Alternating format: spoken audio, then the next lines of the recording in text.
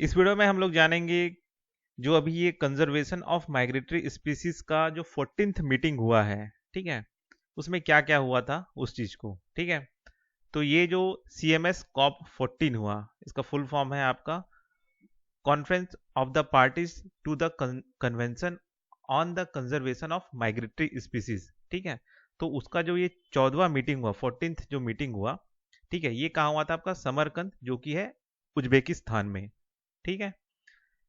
अब इसके बारे में कुछ जान लेते हैं, ये जो कन्वेंशन जो हुआ है, ठीक है। तो ये जो convention on conservation of migratory species of wild animals है, जो ये CMS है, इसको हम बॉर्न कन्वेंशन भी कहते हैं, ठीक है। ये एक तरह का इंटर गवर्नमेंटल ट्रीटी है जो कि यूनाइटेड नेशन एनवायरनमेंट प्रोग्राम के अंदर आता है ना। ये इंट्रोड्यूस हुआ था 1979 में और ये फोर्स में आया था 1983 में। शुरुआत अभी इसमें जो है टोटल लगभग 133 मेंबर है ना। इंडिया जो है इसका मेंबर कब बना था, वो बना था 1983 में, ठीक। अब ये जो आपका जो कंजर्वेशन ऑफ माइग्रेटरी स्पीसीज है, इसमें दो अपेंडिक्स है, अपेंडिक्स 1 और अपेंडिक्स 2।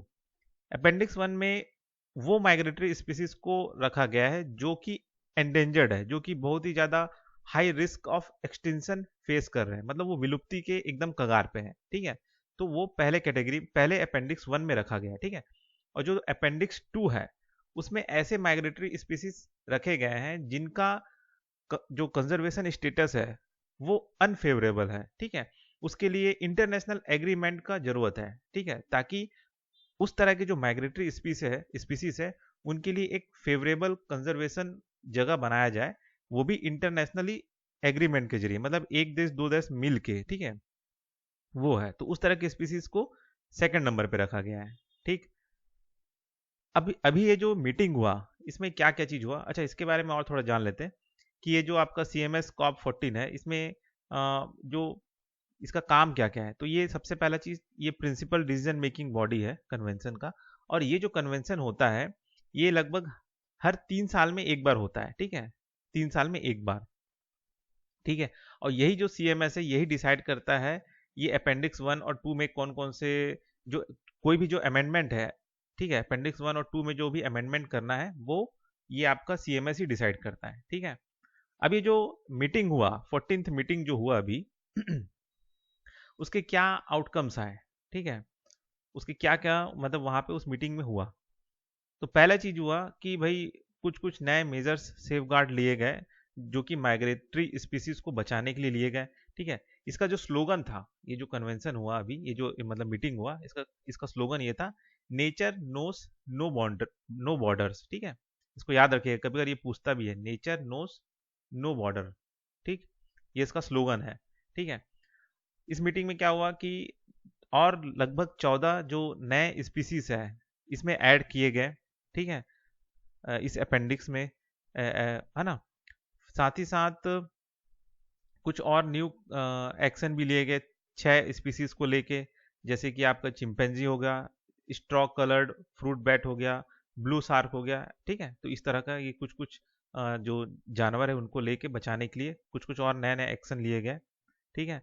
साथ ही साथ एग्रीमेंट हुआ सेंट्रल एशियन फ्लाई को लेके, ठीक है। और ये सेंट्रल एशियन फ्लाई क्या है, इस चीज को ले मतलब इस चीज को लेके मैंने एक वीडियो भी बनाया, आप वहां पे जाके देख सकते हैं, ठीक। तो ये कुछ कुछ इसके की आउटकम्स आए थे। साथ ही साथ global partnership on ecological connectivity भी लॉन्च किया गया, इसको याद रखिएगा, है ना। Global partnership on ecological connectivity, ठीक है, वो इसी मीटिंग में लॉन्च किया गया। इसका एम यह है कि जो इकोलॉजिकल कनेक्टिविटी बनाया जाए माइग्रेटरी स्पीसीज के लिए, ठीक है, ताकि वो आसानी से माइग्रेट कर सके, उनका एरिया जो है उसको रीस्टोर और एनहेंस कर सके, ठीक है, इसका काम रहेगा, ठीक है। इसको याद रखिएगा, global partnership on ecological connectivity, ठीक। अभी जो माइग्रेटरी स्पीसीज है ये किसको कहते हैं, ठीक है, मतलब वो वाइल्ड एनिमल, ठीक है, उसका जो एंटायर पॉपुलेशन है वो कहीं ना कहीं जोग्राफिकली सेपरेट हो गया है, ठीक है, उसका जो पॉपुलेशन है वो सेपरेट हो गया है, ठीक है। और ये जो स्पीसीज है कहीं ना कहीं एक देश से दूसरे देश को पार करके आता जाता रहता है, ठीक है। जो नेशनल जुरिडिक्शन बाउंड्रीज है उसको पार करके जो जानवर है वो एक जगह से दूसरी जगह आते जाते हैं। तो इस तरह के जो जानवर है, एनिमल्स है, बर्ड्स हैं, इस तरह के जो स्पीसीज है उसको हम माइग्रेटरी स्पीसीज कहते हैं। ठीक है, तो ये हो गया आपका डेफिनेशन। अब migratory species in India, India में ऐसे कौन कौन से माइग्रेटरी स्पीसीज हैं? तो इसमें से कई सारे यहाँ पे मैंने एग्जांपल दिया है। ठीक है, Amur falcon, bar headed geese, black necked cranes, hump backed whales, Asian elephant, great Indian bustard, Bengal florican, snow leopard. ठीक है, तो ये कुछ जीव जंतु हैं जो माइग्रेटरी स्पीसीज है। ठीक है, जो एक देश से दूसरे देश आर पार आते जाते रहते हैं। ठीक, अब आगे और क्या क्या करना चाहिए? ठीक है, इनको बचाने के लिए, इन माइग्रेटरी स्पीसीज के लिए, तो पहला चीज ये है कि प्रोटेक्ट करे, कनेक्ट करे, रिस्टोर करे उनके हैबिटेट को। ठीक है, साथ ही साथ टैकल करें ओवर एक्सप्लॉइटेशन को, कि भाई जो इनका रहने का जो जगह है, ठीक है, हैबिटेट है, उसका ओवर एक्सप्लॉइटेशन ना हो, है ना। साथ ही साथ रिड्यूस करे एनवायरमेंटल पॉल्यूशन को, क्योंकि एनवायरमेंटल पॉल्यूशन से इनका जो क्या बोलते हैं जगह है वो डैमेज हो रहा है। ठीक है, जैसे लाइट पॉल्यूशन को कम करे, प्लास्टिक पॉल्यूशन को कम कम करे। ठीक है, वैसे ही जो केमिकल जैसे टॉक्सिक लीड हो गया उन सबको बंद करे, कहीं वो इनके एरिया में फैल के इनको नुकसान ना पहुंचाए। ठीक है, और क्या चीज़ है दूसरा, हाँ, और एक चीज़ और है कि जैसे क्लाइमेट चेंज हो रहा है, तो क्लाइमेट चेंज का असर भी इन माइग्रेटरी स्पीसीज पे पड़ रहा है। तो कुछ ऐसे टेक्नोलॉजीज का यूज़ करें या रूट कॉज को जाने जिससे क्लाइमेट चेंज का जो इफेक्ट है इन जानवरों पे नेगेटिव इम्पैक्ट ना पड़े। ठीक, तो ये हो गया।